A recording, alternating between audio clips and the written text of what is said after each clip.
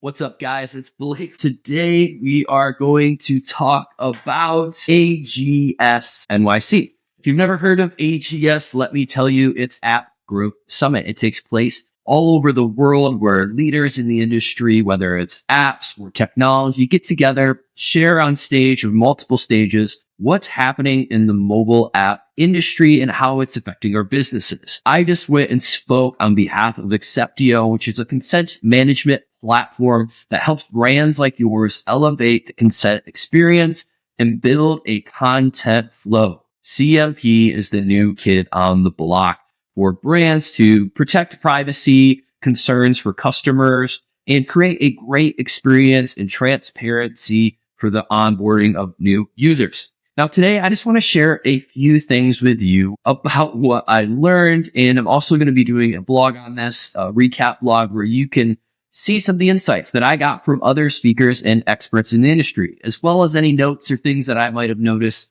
of what's happening in the space. First thing I want to talk about is subs or subscriptions when it comes to mobile apps. It's one of the main revenue generators. You might see it as an app user yourself when you download an app and you onboard, that you get prompted to get a free trial maybe and then pay afterwards for premium services or services altogether. This was a big topic at AGS New York City because a lot of these different brands work really hard to acquire new customers and users on their platforms. Once they acquire these users, UA, they're now focused on retention and then revenue, of course. And so they do that through subscriptions. Well, what I learned is not every subscription is a one-size-fits-all. Sometimes things are not even subscriptions because customers might onboard for 10 days and then offboard and then come back, which means you're really just selling an a la carte item. And a lot of different app representatives shared that it's important to create programming around this for your users to cater to that, which could mean giving a pass or credits or something similar that's not following the subscription model. And if you are following the subscription model, the most important thing for you to know is that you should analyze how people are performing from a lifetime value standpoint, even if that means cannibalizing short-term gains. This is something that the representative over from Wildcard Games has shared about on stage and really addressed the main point that concerns a lot of app operators, because when you're actually doing services and you're providing different initiatives, programs through your app, you could cannibalize short-term growth or revenue because you're not offering something that would continue to get the customer to come back every day. So it's important to analyze, is your offering going to keep the customer or user there for a long? Next up, notifications. This is something you really want to pay attention to with your app. You want to make sure whatever message you're sharing isn't weird or awkward, as some of the representatives at DoorDash had shared about with some of their trials and experience. Harash over there did a great job sharing on stage about this very issue. You want notifications to really enable the user to learn something new or to personalize that notification to something that pertains specifically to that user. And technology allows us to do that. We learned, Harash had shared all the different things that you can do to send a notification, and it's pretty complex. But now with AI and other tools, you could personalize and tailor that experience. So that way, when you send a notification, it's enabling your customer to be a part of your platform and your app longer and to really engage and not get annoyed. He was sharing stats that if you oversend, it really drives customers away. Even more than once a week can do that. Now, there's certain apps that Harash shared that really enable folks to engage longer and more that don't have the standard apply to them, which would be like a social app or a news app, something like that. But for app owners out there, it's important to be careful how many notifications you're sending and what's the quality or the information being given to the customer or the user there. If this is done right, you can really nail an experience for your customer that makes them want to engage with your app. Done wrong, you're losing a user that could potentially turn off notifications or uninstall altogether.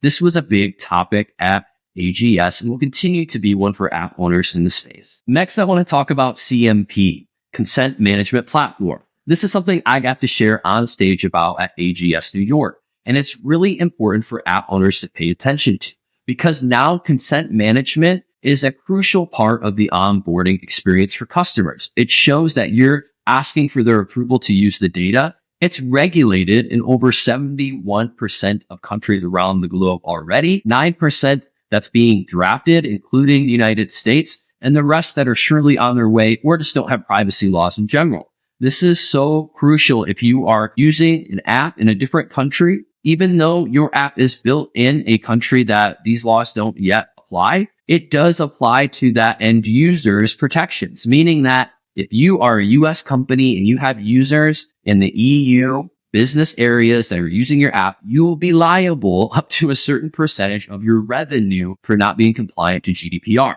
But not all CPMs are the same.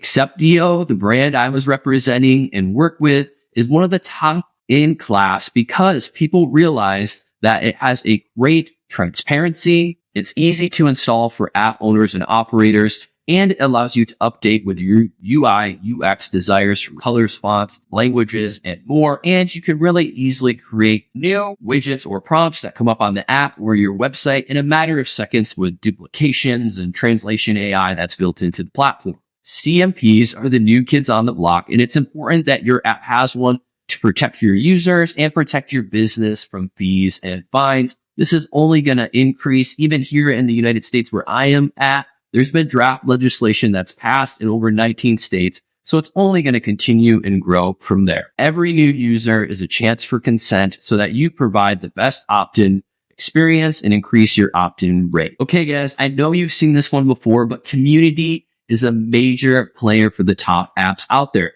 And there's a lot of different tools that you can use in order to enable a good community.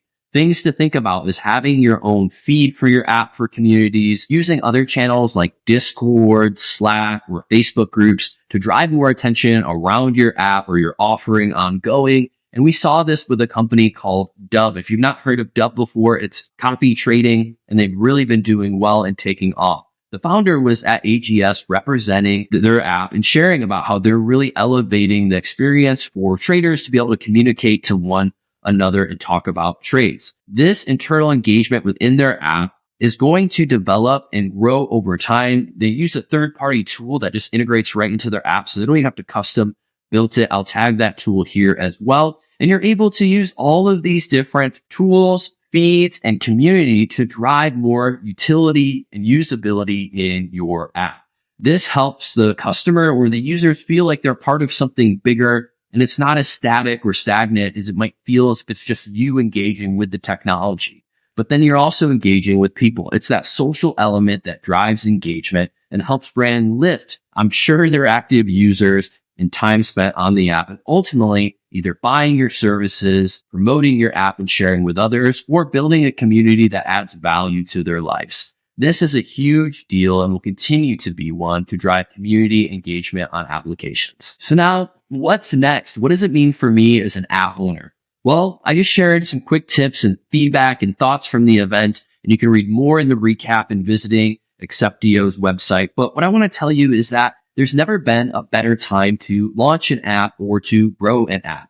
They're starting every day in the app stores, and apps are getting more and more robust and complex. Sometimes it's important to dial it back and streamline what your app does to solve a specific need or provide a specific service. And I've shared some of the ways that app owners are really dialing in to grow revenues, drive engagement, protect the data, and more. The next step and what we'll see next within the app world is the utility of AI and how it comes into the app that you're using, and then also these other tools that work along with it. Using AI to generate different programs, utilities, and abilities within your app is super important. And knowing that there's all these consent mechanisms that need to be addressed before you can capture that data is crucial, whether it's Apple's transparency tracking or it's just the technical authorizations like view microphone or utilize microphone or allow camera or allow geo tracking, all of the different things that have to happen before you can get that data to AI. So it's important to have a good